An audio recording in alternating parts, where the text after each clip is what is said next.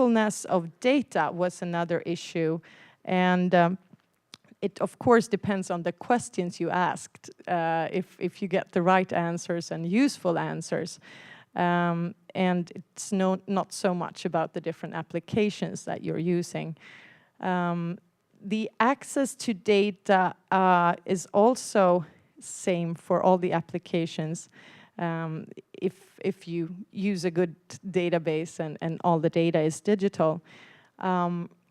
Easy to use, well, of course it depends. The voice or telephone system where you actually just have a Q&A like an interview is of course easiest because it doesn't require any literacy or training like that.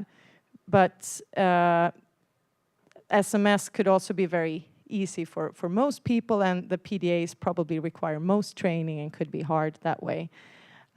We also thought that the cost is very interesting here. If it costs you anything as an end user to make this call or send an SMS, you cannot expect as high a turnout in your answers as if it's free. So it's important that someone else covers the costs of SMSing and phoning. And the training, well, I already said something about that. Probably the PDAs or smartphones require the most training.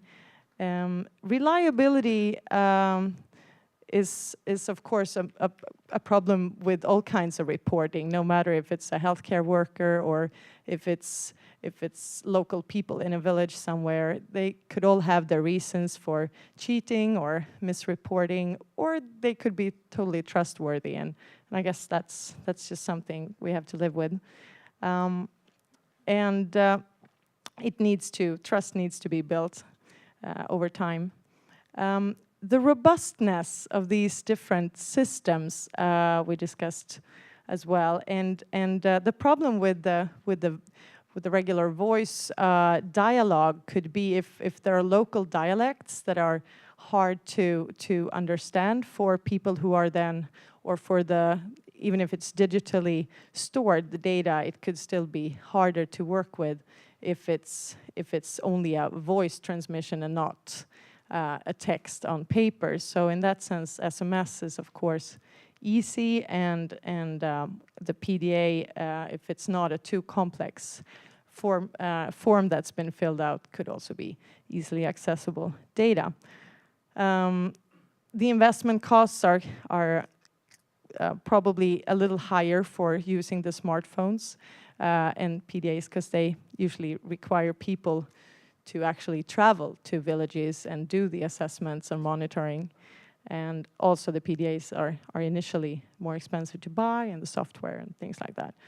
And running costs are also probably more expensive for the third concept. We also discussed if there were any other options than these three concepts that we were presented with when we started our discussion. And we think that paper forms are still an alternative if you bring with you a cheap scanner, so you can easily and quickly scan your forms and still analyze them digitally and minimize the cost of analyzing that way. To sum up, we thought that the PDAs or smartphones are still the most complicated tool or application to use, but it can be very useful if you want more detailed data. But it's very important to keep in mind that it's also good to use the SMS or the telephones to just get some data and keep it short and keep reporting simple, not to overload the people who have so much reporting to do. And that leads back to one of the other questions that or issues that was raised here earlier, that there's a huge need for more integrated systems in terms of gathering data and collecting data and having a common database for both the regional healthcare systems and the donors, and try and avoid all these multiple reporting. So I think that's a very important message. I think that's pretty much what we discussed. Thank you.